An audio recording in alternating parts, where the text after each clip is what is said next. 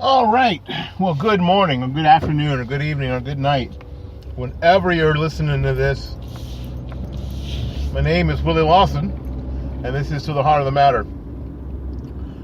This evening, I am riding back. Let me turn the AC off.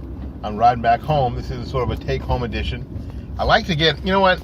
I like to talk to y'all while I'm feeling it. You know what I'm saying? I could talk to y'all while I'm thinking about something. You know, a lot of people, research and prepare, and that's cool and that's awesome, and you should.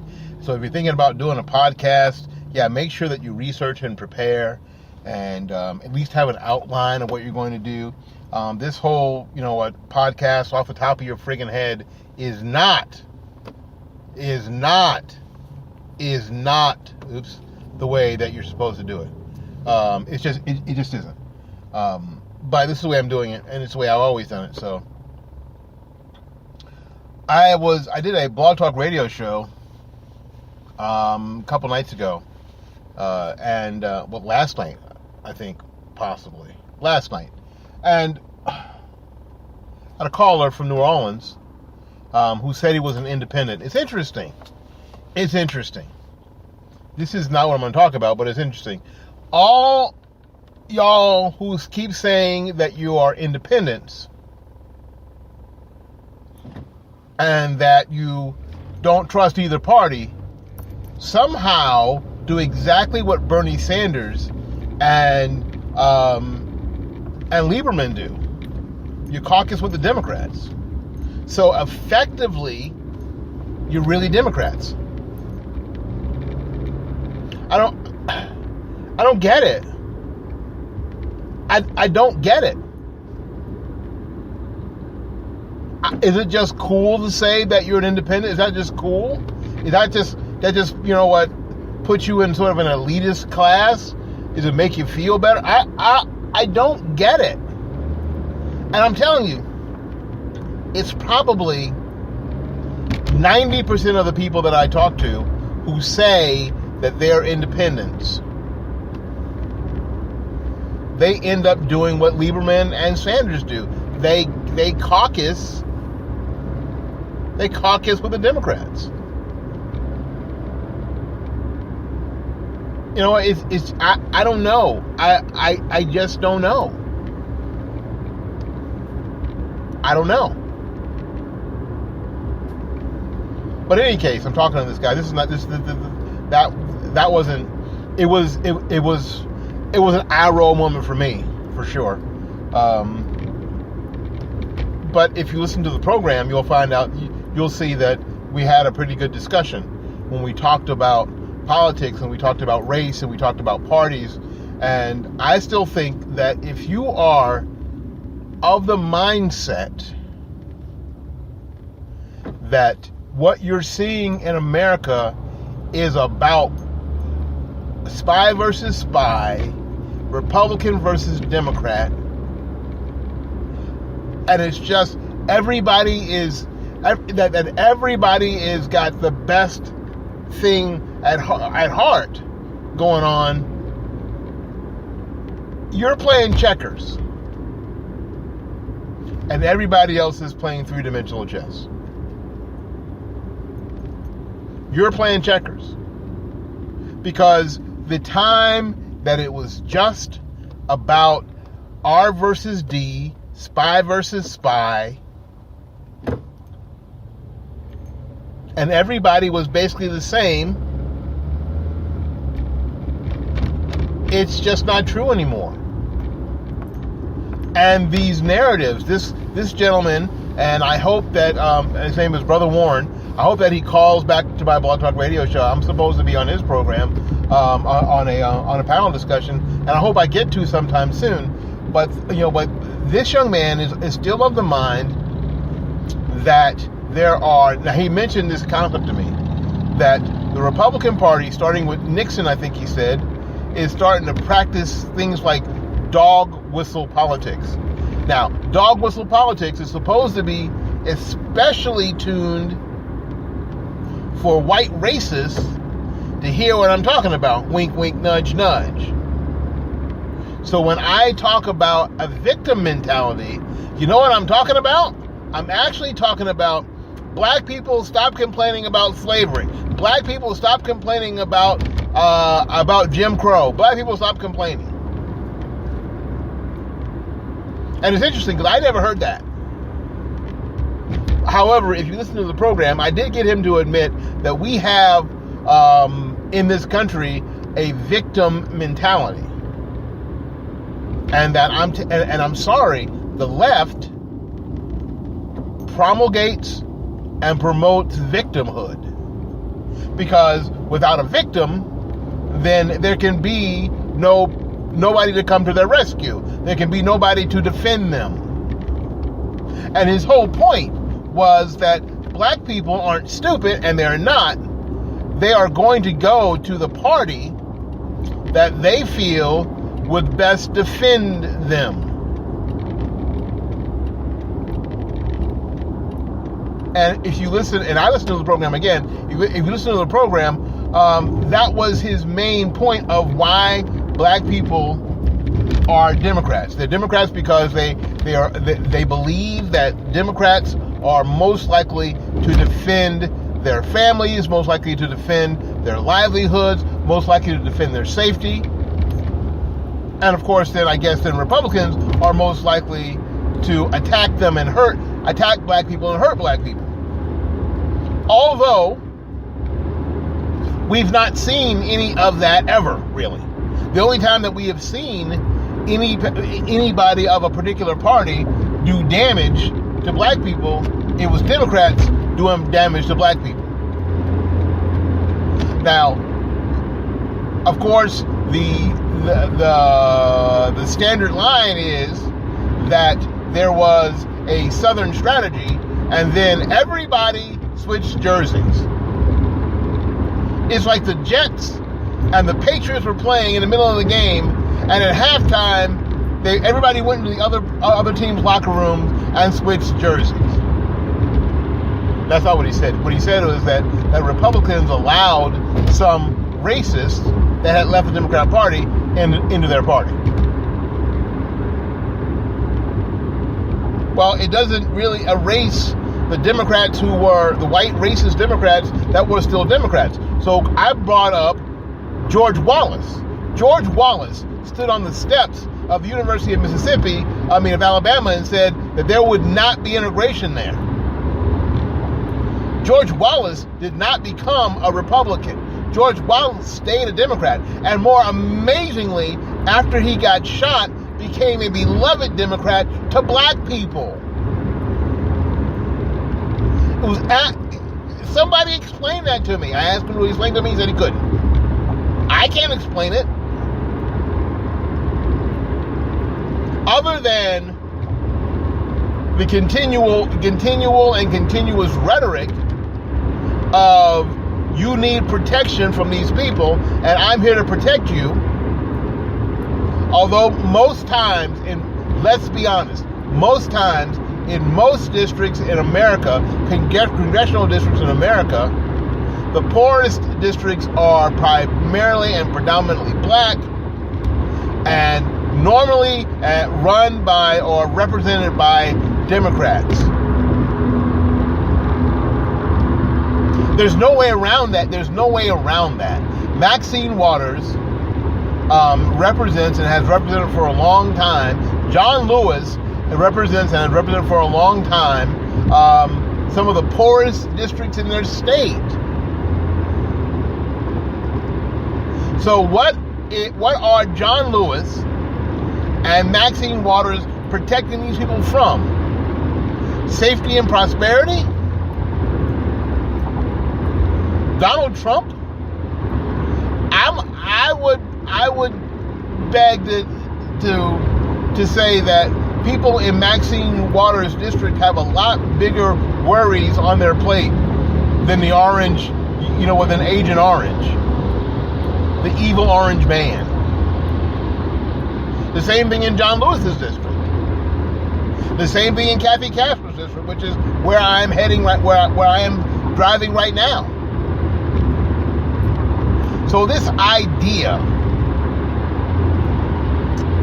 continual idea that Democrats are the champions of black people, this continual idea, I think is faulty.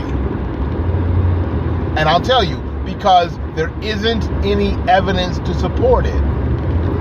There's absolutely no evidence to support it. Now, I know that when some black people, in the 60s fell in love with JFK when JFK got Martin Luther King out of jail. There was that one jester, and boy, oh boy, a lot of black people became Democrats then. All right? But at the same time, JFK and RFK were investigating Dr. King for being a communist. At the same time, where the FBI was tapping his phone, checking his mail, they were following him. At the same time, they were investigating Dr. King at the same time. So where's this love affair that black people have for JFK? Where's this love affair come from the love affair that they've had with with Robert Kennedy? I'm not understanding any of it. But every time someone black talks about which party is better for black people, they always go back to those two, primarily those two people and those two situations, and then they mention the Southern strategy, where there was really no such thing. There were a couple of people who switched parties. But that wasn't enough to switch the whole nature of something. It just wasn't enough. If 4 racist-ass Democrats from Congress became Republicans, that in itself does not switch out the nature of the Republican Party. Or does it change any of the precepts and principles of republicanism or conservatism? It doesn't. Now, you can not like Donald Trump if you want to. I don't either. Okay, whatever. If you listen back to some of the things that I talked about 2.5 years ago, I wasn't on the Trump train either. I wasn't in the Hillary house, but I damn sure wasn't on the Trump train either. So you can dislike Donald Trump for all sorts of reasons, and that's fine. But what we have to stop doing is every time in some sort of political situation where we should be talking about policy, we're talking about racism. Where what we're talking about does not rise to the level of racism. We're still talking about a difference of opinion and policy. And until we can do that, we're going to stay stuck, continually stuck in this malaise in our communities, where we're not talking about anything that is relevant, that can spark real change in our community. If we're always talking about racism, if every time a white politician speaks, then we are looking for some racist statement or some racist look or some racist anything to come out, and that's all we're listening for, and we're not looking for how does this policy help me in my community? How does it help the children that go to the schools in my neighborhood? How does it help the businesses? How does this help me? But if we run every bit of politics through the filter of whether that is racist or not, what we do then, and I'm going to say this, what we do then is we let those that have controlled, misrepresented, committed malfeasance in their lack of representation for our communities, we let them keep that power. And we never, challenge them. We never hold them to a higher level or to a higher standard. We never do that. What we continue to do is to let them misrepresent us, commit malfeasance in representation, while our communities still suffer. While we still have communities like Maxine Waters and John Lewis represent, some of the poorest districts in their state. And they stay poor.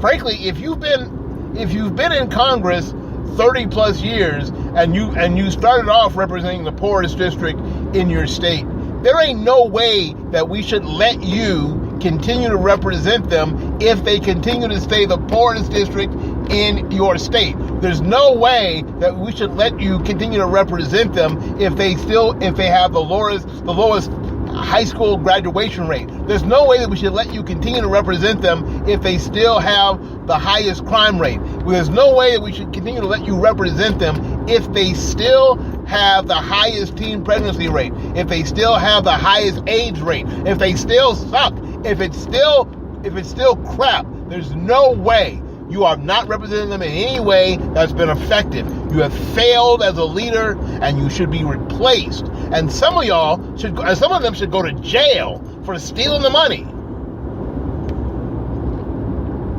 the taxpayers paid them to represent them. I'm telling you. But as long, and I'm going to say it this way, as long as white Democrats can keep that dog whistle going that everybody's a racist, that all Republicans and all non-Democrats are racist and hate black people at their core, as long as they can keep that narrative alive, they'll be able to keep the power, they'll be able to keep the control, and they'll be able to keep the money. Because that's what it's all about. That's what it's all about. I wish it were different. I wish in my 58 years that I had seen something that was different. I haven't seen anything different. This is what I've seen. Now you may see something different. If you see something different, if you clicked on Facebook and you're listening there, write it down in the comments. This is what I've seen. And you can tell I am frustrated beyond measure that we continue to do the same thing over and over again. So Ron here in Florida, so Ron DeSantis says this and almost crap cans his campaign. He says to his supporters, let's not monkey this up. And now, Ron DeSantis is a flippin' racist.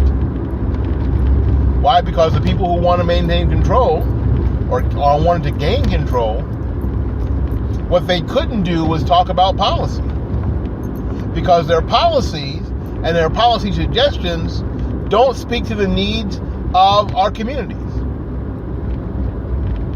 A 40% increase in business tax I'm driving down Hillsborough Avenue, screws every privately owned business on this street that wants to be successful. Every beauty shop, every car lot, every auto repair place, every restaurant, if they're trying to be successful.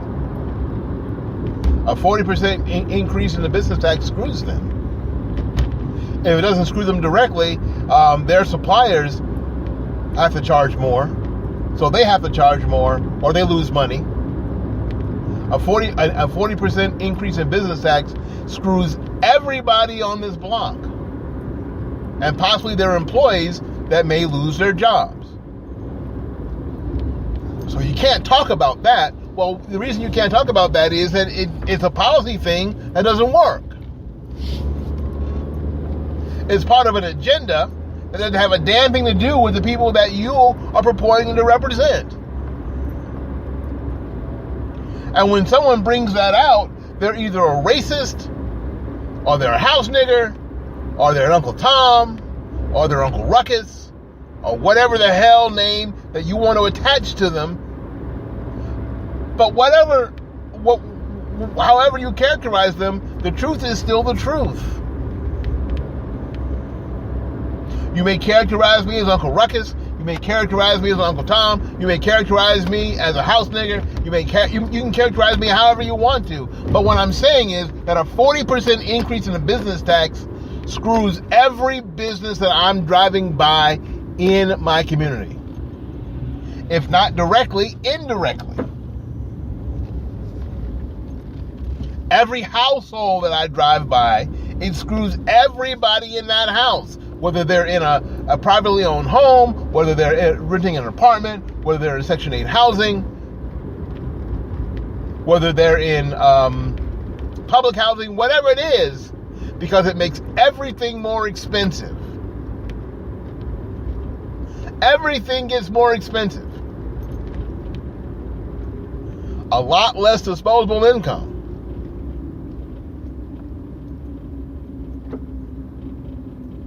So when you have policies that are part of your platform that are damaging to so many in this community, yeah, the only play you have is to call somebody a racist. It's the only play you got. It's the only card you got left. Because you just peed all over your economic card. You just stick it out and you just wet all over it.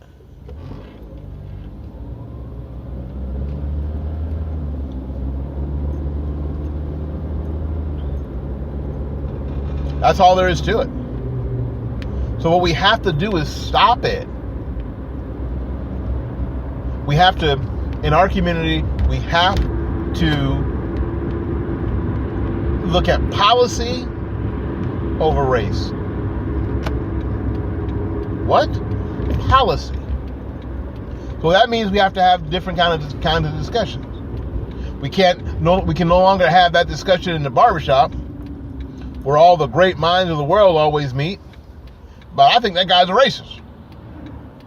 I think that guy's a bigot. Yeah, you know what? Cut my taxes, and his policy gave me $2,000 off my income tax for each of my kids. He put that money back in my pocket. He may be a racist, he may be a bigot, but you know what? I was able to start a 401k. I was able to start an IRA with the extra money, and now my kids may be able to go to college because of this. And the other folks who are calling them bigots, they want me to give my money back to them. But what's more important, ultimately, to the success of our households and to the success of our community? I know, it's terrible, isn't it? I ain't promoting racism. I ain't promoting bigotry. But what I am promoting is success, economic success. That's what I'm promoting. All right. It's about time we got here and make room for somebody else. So thanks so much for listening to me rant on my way home. It makes my drive home so much shorter. I appreciate every one of you. Until we see you again, go out there and learn something, love somebody, and take care of yourself. Have a happy Thanksgiving. Spend time with family. Don't talk about politics. Talk about everything else in the world of politics. Talk about old times and how you used to go to school and how fun things were. Talk about whatever. Don't talk about politics. Don't argue at the dinner table. Give thanks to God that you get a chance to do this in a great country. Whether we're split or not, we get to live here, which is a lot better than a lot of other places on the planet. That too is the truth. All right, till we see you again. Take care. Bye bye now.